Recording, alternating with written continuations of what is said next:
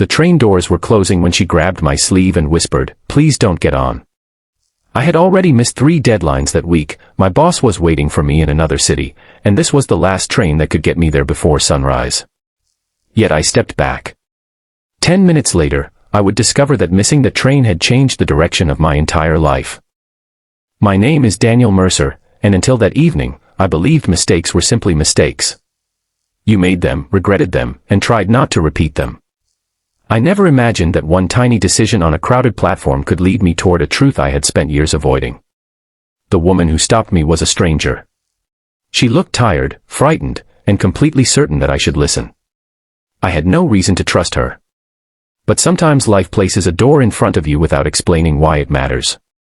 Before we begin, if you enjoy emotional and inspiring stories like this, make sure to support the channel by liking this video, subscribing, and sharing your thoughts in the comments.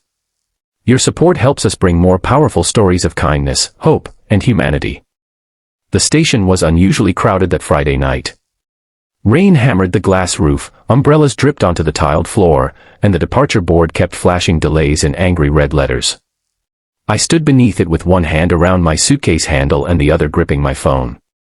My manager, Victor, had sent 6 messages. "Where are you?" was the last one. I was traveling to meet an investor who could determine whether our small design company survived the winter. Missing the meeting meant more than embarrassment. It could mean layoffs, including my own. I had spent 7 years building that company, and I was terrified of losing it. Then I saw her. She stood near platform 6, wearing a blue coat darkened by rain. She looked about 30, with damp brown hair tucked behind one ear and a canvas bag pressed tightly against her chest. She kept staring at the same train I was about to board. When the announcement came, everyone surged forward. I followed. "Excuse me." I ignored her. "Please." Her fingers closed around my sleeve. I turned sharply. "What?" She released me immediately. "I'm sorry. I know this sounds strange. The train is leaving." "I know." "Then why are you stopping me?" She glanced toward the carriage, then back at me.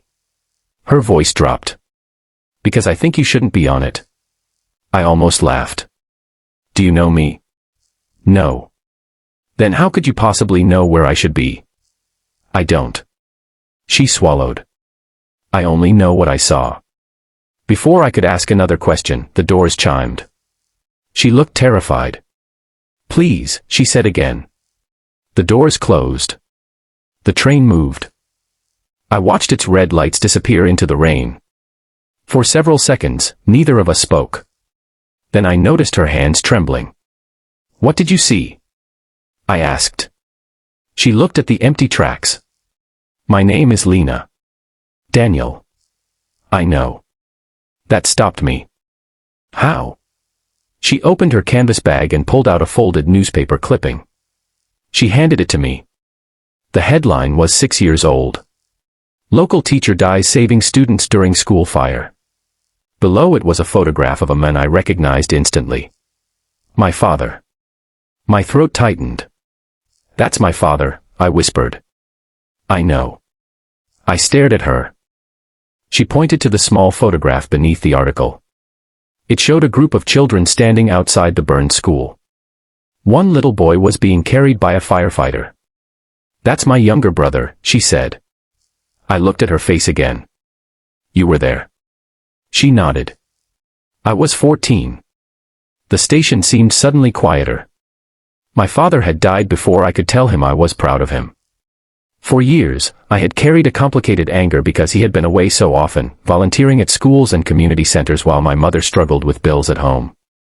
After his death, I convinced myself that his choices had cost our family too much. Lena sat on a bench. "I never met you," she said. "But I remembered your father.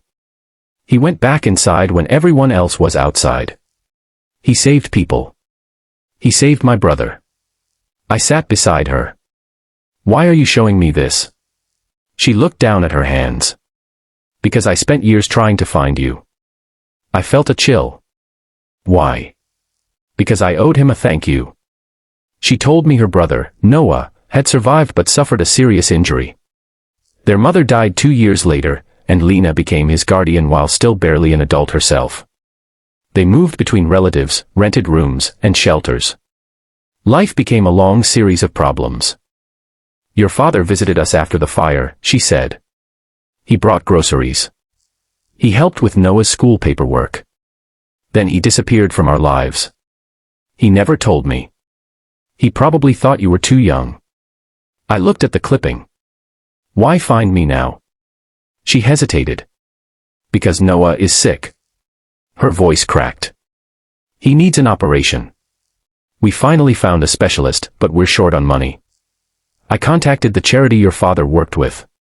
They said his records were incomplete. Then I found an old notebook with your name." I stared at her. "I thought maybe you could help me find his friends." The obvious answer would have been no. I had bills, pressure, deadlines, and my own problems. Yet something inside me had already changed. "Take me to Noah," I said. Lena blinked. "What?" I said, "Take me to him." Noah was 17 and waiting in a small apartment above a bakery. He was thin, pale, and fiercely embarrassed by his weakness. When he saw me, he immediately tried to stand. "Don't," Lena said. I smiled. "Your sister says that a lot." He laughed softly. For the first time that night, the room felt warm. Noah showed me an old photograph of my father standing beside him after the fire. On the back, my father had written, "Courage is not being unafraid. It is refusing to let fear make your decisions." I read the sentence twice. Then I realized I had spent 6 years doing exactly the opposite. I had blamed my father because blaming him was easier than admitting I missed him. The next morning, I called Victor. "You missed the meeting," he said coldly. "I know. You may have cost us the deal." "I know." There was a pause. Then I said, "But I need the day." Victor expected an explanation. I gave him the truth. To my surprise, he listened. By afternoon, he had called 3 investors and arranged another meeting for Monday. "Bring your father's story," he said. "People invest in businesses, Daniel. But they remember people." That weekend, Lena and I contacted everyone who had known my father. A retired principal donated money. A firefighter organized a fundraiser. A bakery owner gave Noah free meals. Someone anonymously paid the hospital deposit. We still needed more. Then Victor arrived. He placed an envelope on the table. I thought the company could cover the rest. I stared at him. "Why?" He shrugged. "Your father once helped my younger brother get into a scholarship program." I laughed through tears. It seemed my father had been quietly changing lives long after he was gone. The following days changed the way I saw ordinary people. I began noticing the small kindnesses I had once walked past without thinking. The woman holding an umbrella over an elderly stranger. The station cleaner quietly returning a child's lost shoe. The exhausted cashier giving a confused traveler directions twice because the first explanation had not been clear enough. None of those moments appeared in newspapers. Nobody applauded them. Yet they mattered. Lena told me she had learned that lesson from my father. After the fire, while adults were arguing about responsibility, he sat beside frightened children and listened to them. He never promised that everything would be fine. Instead, he told them they did not have to face tomorrow alone. That was what made him different, Lena said one evening. I asked, "What?" He stayed after everyone else thought the emergency was over. That sentence followed me everywhere. At work, I stopped measuring every day only by deadlines and profits. I started asking my employees what they needed. I discovered that one designer was caring for an ill parent, another was afraid to admit she had made a mistake, and a young intern was considering quitting because he believed nobody noticed his effort. I listened. Sometimes listening solved nothing immediately. But it reminded people they were not invisible. Months later, our company survived. The investor signed the agreement, and Victor offered me a promotion. I accepted, but only after changing one condition. I wanted the company to create a fund for help among employees. Victor smiled. "Your father again?" I smiled back. "Always." Lena eventually returned to school to study social work. Noah became obsessed with photography. His first exhibition featured ordinary people helping strangers. He titled it The Stop. The final photograph was of an empty railway platform after rain. Underneath it, he wrote one sentence. Sometimes the person who stops you is not blocking your future. They are protecting it. I stood in front of that photograph for a long time. Then I understood why Lena had looked so frightened that night. She had not only been asking a stranger to miss a train. She had been carrying a memory, a promise, and a desperate hope across uncertainty. And I had been quietly carrying something too. A father I thought I had lost. Perhaps neither of us had truly been searching for a train. We had been searching for a reason to believe that the kindness of one person could survive time, distance, grief, and silence. That night, we found it. Noah's surgery was successful. 3 weeks later, he walked into the same station where I had missed my train. He carried a small backpack and smiled wider than I had ever seen. Lena stood beside him. "You know," she said, "I still feel guilty for stopping you." I shook my head. "Don't. What if I hadn't?" I looked toward platform 6. I would have boarded a train. And I would have missed everything that came after. She smiled. Noah handed me a small envelope. Inside was a photograph of my father. On the back, someone had written a new sentence. Some people save lives once. Others continue saving them through the people they inspire. I looked at Lena, then Noah, then the tracks.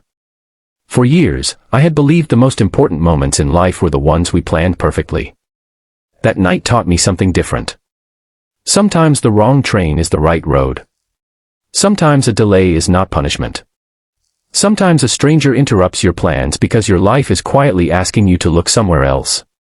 If this story touched your heart, tell me in the comments, have you ever experienced a mistake, delay, or unexpected encounter that later became a blessing? Your story might give someone else hope. And if you felt something while listening to Daniel, Lena, and Noah's journey, please like this video and subscribe for more stories about kindness, hope, courage, compassion, and humanity. As the next train arrived, Noah waved goodbye. I watched its doors open. This time, I didn't rush. I smiled at Lena. "Ready?" She nodded. We stepped aboard together, carrying no certainty about tomorrow, only gratitude for the strange night that had brought us there. And as the train pulled away, I finally understood the lesson my father had left behind: courage is not always choosing the perfect path. Sometimes, courage is trusting the unexpected turn, and discovering that the life waiting beyond your mistake was the one you were meant to find.